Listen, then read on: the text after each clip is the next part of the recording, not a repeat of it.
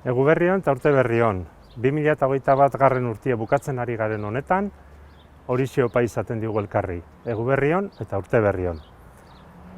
Egia da, egunotan eta astiotan pandemiaren erasoak gogor jo gaituela eta gogor jotzen ari dela. Gogor jotzen ari denez, ekin behar diogu gure burua zainduz, denena zaintzeko. Gure burua zaintzeko badakigu zer egin behar dugun. Eta alde horretatik, gomendio eta eskaria horixe izango litzateke. Dakizkigun prebentzio neurriak betetzen saiatu gaitezen.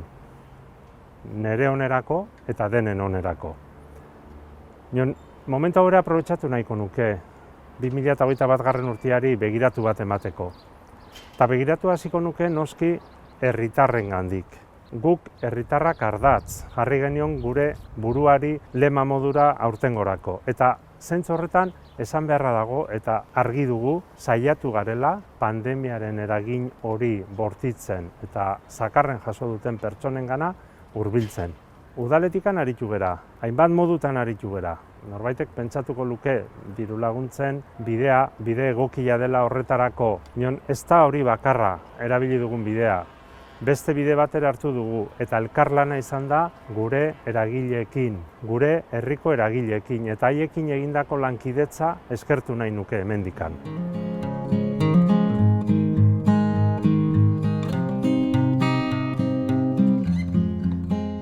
Urtearen balantzea egiteko momentora etorri da. Eta balantze horretan, hasi beharreko lehenengo puntua erdigunean hortxe dagolako herritarrena da. Udalak herritarrei eman beharreko zerbitzuak. Eta bereziki pandemiaren eraginez, pandemiaren eragin zakarrago eta gordinago jasan duten herritarrez ari gera.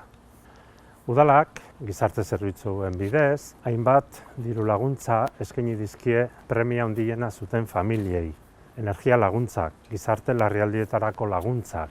Eta alde horretatik uste dugu gure egitekoa ondo bete dugula. Udalak ez du berak bakarrik lan egin alor horretan.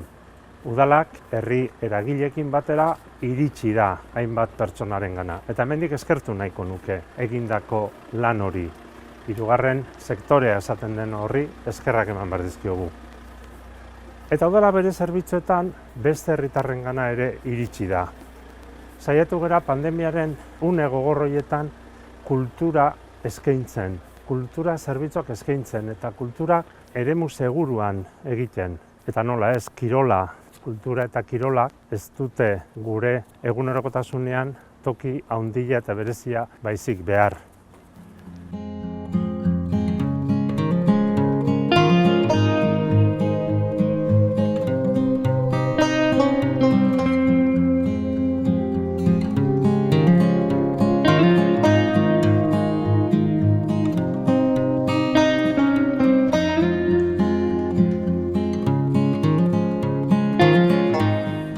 Etxebizitza publikoa bada udalaren lehentasunetako bat.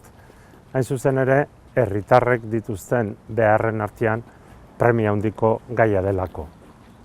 Eta etxebizitza publikoa sustatzen aritu gera 2021 urte honetan. Plan orokorraren, hirigintza plan orokorra ezabatzeak edo bertan bere uztiak hainbat ondorio izan ditu eta besteak beste izan da etxebizitza publikoa egiteko geneukan hitzarmena indarrik gabe gelditzea. 2021 urte honetan adostu dugu eta martxan jarriko dugu datorren urtean etxebizitza publikoa egitea presa eremuan. 76 etxebizitza izango dire eta 55 aparkaleku. Hor bai ikusten dugula egin beharreko ahaleginetan sakontzeko premia.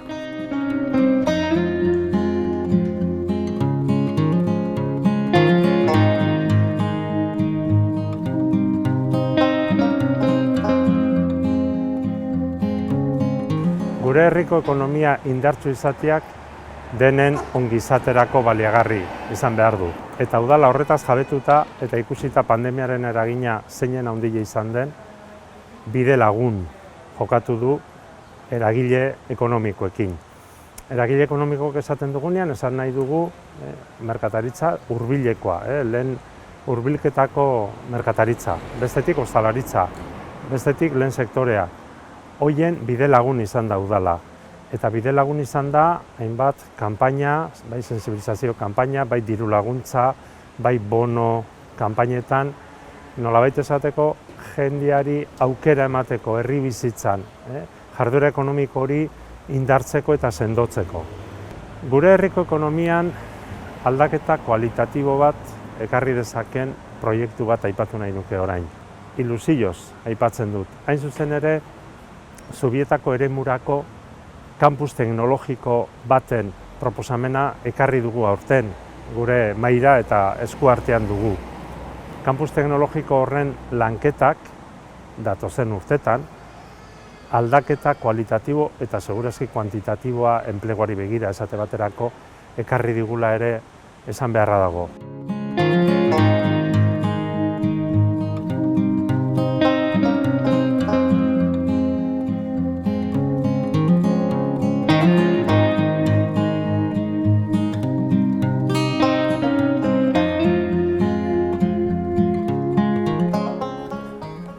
Datozen hilabetetan, hainbat proiektu eta hainbat ekimen martxan jarriko ditugu noski.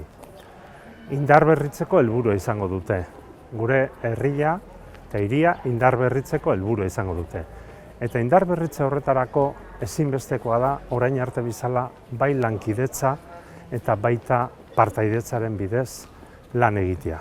Eta alde horretatik dei egiten dizuegu herritarroi horretan parte hartzeko aukera izango duzuelako. Datozen urtetarako erronkez hitz egin behar dut bukatzeko. Erronka horiek jasangarritasunarekin dute zerikusia, ez bakarrik Hondarribiarena, planeta osoarenarekin dute zerikusia.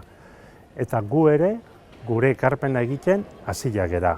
Eta zalantzarik gabe horretan egin beharko du aurrera, bai mugikortasunean, bai energia efizientzian, bai beste hainbat alorretan. Gure ekarpena beraz, 2030 agendarako Hondarribitik.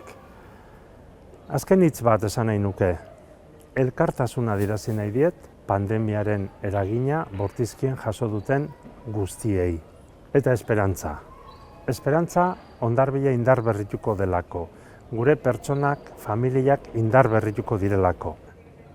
Eta hasieran aipatu dudan bezala, zoriona guztiei, egu berri on eta urte berri on. Eta espero dezagun denentzat 2022 urtea ederra izatea edo behintzat erresago izatea.